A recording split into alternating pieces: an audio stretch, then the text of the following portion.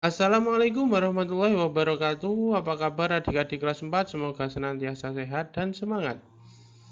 Hari ini kita belajar tema 7, subtema 2 pada pembelajaran yang kedua.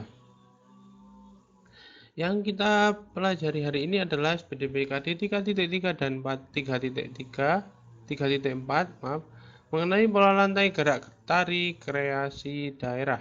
Yang kedua, Bahasa Indonesia KD 3.7 dan 4.7 mengenai cara menyampaikan isi bacaan. Sedangkan yang ketiga adalah IPA KD 3.3 dan 3.4 tentang manfaat gaya listrik. Langsung saja mari kita mulai. Yang pertama, pola lantai gerak tari kreasi daerah.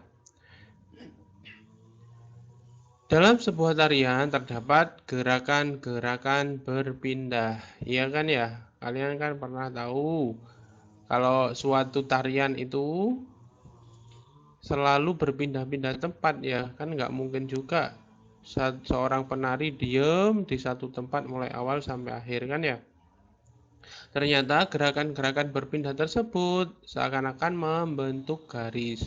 Jadi polanya itu ya mulai dari ke depan, ke samping kanan, ke samping kiri, seperti itu contohnya. Terus kembali ke belakang lagi ya. Nah, garis-garis yang dilalui oleh penari tersebut saat melakukan gerak tari ya disebut pola lantai. Jadi mulai dari dia pindah ke depan, ke kanan, ke kiri, ke belakang lagi, itu membentuk garis. Garisnya namanya adalah pola lantai dalam gerak tari ya, seperti itu. Ini ya definisinya pola lantai. Pola lantai adalah pola arah penari berpindah-pindah tempat ya. Ini ke kiri, ini ke kiri semuanya ya. Nanti berpindah tempat, berputar ya, seperti itu. Jadi tidak diam di suatu tempat. Dan perpindahannya itu memiliki kesamaan pola ya, tidak acak. Jadi nanti beberapa hitungan nanti kembali lagi seperti awal. Seperti itu ya. Nggak asal pindah-pindah aja. Nanti kalau penarinya banyak kan bisa tabrakan ya. Seperti itu. Ini ada contoh pola tari. Ini ya penarinya maksudnya di posisi D dulu. Diam di sini, dari sini ya.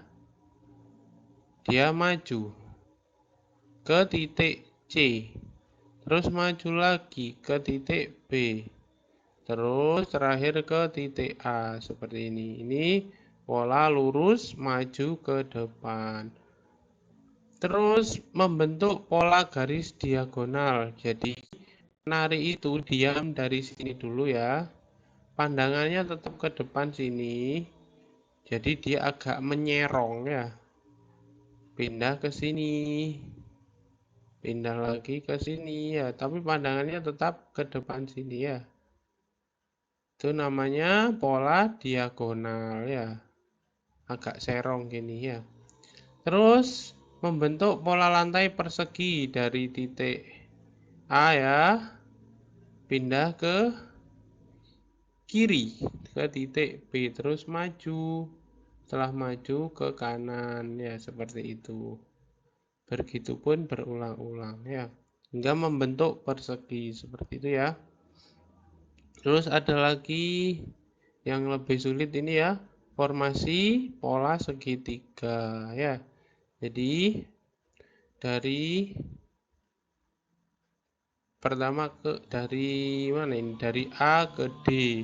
Terus dari D ke C, terus dari C ke B ke A lagi seperti itu ya.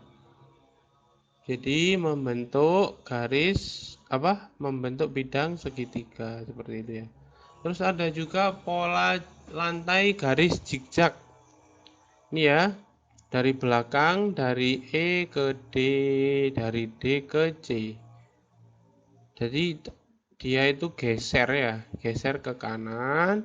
Setelah ke kanan maju serong. Setelah maju serong lagi. Terus ke kanan lagi seperti itu ya. Itu namanya pola lantai garis zigzag.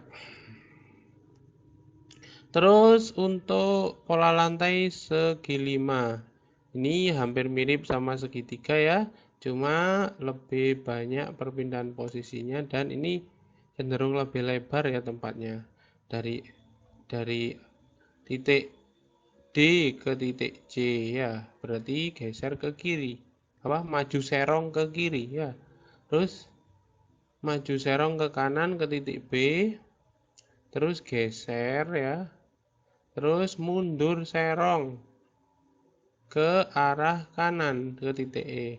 Terus mundur serong ke arah kiri ke titik D. Begitupun terus menerus sesuai dengan ketukan dari musiknya ya atau pengiringnya. Seperti itu ya. Jadi ini cenderung lebih sulit ya. Karena pandangan kita harus tetap ke depan, kita harus maju mundur dengan cara agak serong itu kan ya, itu agak susah ya. Tapi dengan keterampilan, dengan keterampilan yang diasah, nanti lama-lama juga bisa ya. Terus pada pembahasan selanjutnya adalah cara menyampaikan isi bacaan. Teks non-fiksi ya, teks non-fiksi itu berisi informasi yang bersifat faktual ya. Bukan dongeng, bukan cerita rakyat seperti itu ya. Tapi teks non-fiksi itu berisi tentang hal-hal yang bersifat fakta atau sesungguhnya ya, tidak dibuat-buat, tidak dikarang ya. Terus informasi digali dengan cara mencermati kalimat demi kalimat. Ini contohnya ya, kalau ada buku tentang biografi presiden kita yang ketiga yakni B.J. Habibie, Baharudin Yusuf Habibie, itu berarti cerita nyata ya, cerita nyata dari kehidupan beliau seperti itu ya. Kalian membaca mencermati kalimat demi kalimat ya. Setelah berhasil mencermati informasi dari teks itu ya, selanjutnya kita bisa menceritakan kembali isi teks dengan kalimat kita sendiri ya. Ini seperti program kelas kita, yakni program literasi ya. Jadi kalian harus bisa mendayagunakan informasi yang kalian dapat setelah kalian membaca. Seperti itu ya. Terus bagaimana sih cara menyampaikan isi bacaan ya? Mulai dari awal kita pahami dulu isi teks itu dengan baik, dengan runtut ya. Terus tentukan masalah pokok yang dibahas. Kalau tentang B.J. Habibie berarti kehidupan dari presiden ketiga Indonesia. Terus kalian gali informasi baru yang penting. Kan dalam teks itu ada gagasan pokok, ada gagasan penjelas ya. Biasanya informasi baru ini ada di gagasan penjelas ya. Setelah tentukan ide pokoknya ya, gagasan penjelasnya itu biasa berisi informasi-informasi baru yang penting tentunya ya. Ini kalian juga catat. Terus setelah kalian tahu ya informasi pokok dan informasi baru yang penting, kalian sampaikan secara runtut mulai dari awal sampai akhir, urutan A sampai Z seperti itu ya. Terus kalian juga menggunakan kalimat efektif dalam menyampaikannya ya, agar mudah dipahami oleh pendengar. Seperti itu ya. Terus yang ketiga adalah manfaat gaya listrik ya. Ini IPA. Ada dua gaya listrik ya yang kemarin kita bahas, itu ada listrik statis dan listrik dinamis. Kalau listrik statis itu berkaitan dengan muatan ya, dimana ada muatan positif dan muatan negatif ya, plus minus. Kemarin itu kalau kalian masih ingat ya, apabila muatan positif dan negatif didekatkan akan tarik menarik, sedangkan kalau muatannya itu sama, plus plus atau minus minus, negatif negatif atau positif positif akan tolak menolak. Nah, ternyata cara kerja listrik statis itu bisa bermanfaat buat kehidupan manusia ya. Dengan cara tarik-menarik atau tolak-menolaknya tersebut dimanfaatkan untuk apa? Yang pertama adalah penangkap debu dan asap. Ya, muatan statis pada kotoran di asap yang keluar dari cerobong pabrik itu ya, digunakanlah yang namanya muatan listrik yang berbeda muatan dengan yang namanya kotoran tadi. Jadi kalau plus sama minus atau beda akan tarik menarik. Jadi kotorannya itu ditarik ya. Nanti terperangkap di atas cerobong itu ya. Terus yang kedua adalah penyegar ruangan. Kalau penyegar ruangan ini cara kerjanya hampir sama dengan cara menambahkan muatan yang berlawanan dengan dengan kotorannya itu tadi ya, agar tarik menarik ya, nanti ditarik terperangkap bisa dibersihkan seperti itu ya. Terus disemburkanlah udara yang bersih seperti itu ya. Terus ada juga mesin fotokopi. Listrik statis itu digunakan untuk menyalin cetakan dari halaman yang difotokopi ke halaman salinan.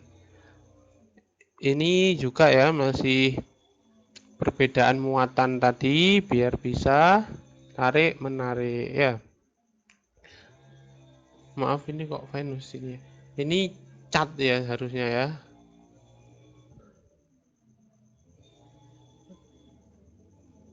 Ternyata listrik statis itu juga bermanfaat untuk bidang otomotif, yakni menyemprotkan cat ya, dimana cat itu dikasih muatan listrik ya, yang berbeda dengan permukaan mobil. Jadi cat itu otomatis bisa menempel ya, menempel di bagian bodi mobil seperti itu ya. Terus ada juga listrik dinamis ya, di mana listrik ini yang mengalir ya, yang bisa diubah menjadi gerak, yakni contohnya adalah blender. Yang kedua, diubah menjadi energi bunyi, contohnya energi listrik. Bel listrik, maaf. Dimana kalau blender itu menggerakkan dinamo, sedangkan kalau bel listrik ini menggunakan membran dari speaker itu ya, membran speaker digerakkan untuk mendapatkan bunyi. Terus menjadi energi cahaya, yakni lampu ya. Juga ada gaya listrik diubah menjadi energi panas dengan alat pemanggang roti, rice cooker, setrikaan itu ya, dan lain sebagainya. Juga diubah menjadi energi cahaya dan bunyi seperti di televisi, di laptop itu ya, ataupun di proyektor dan lain sebagainya. Itu ya manfaat-manfaat dari listrik statis dan listrik dinamis. Seperti itu ya. Mungkin pembahasan kita berakhir di sini. Apabila ada pertanyaan langsung saja melalui Google Classroom ataupun WhatsApp. Kurang lebihnya mohon maaf, semoga bermanfaat dan saya akhiri. Wassalamualaikum warahmatullahi wabarakatuh.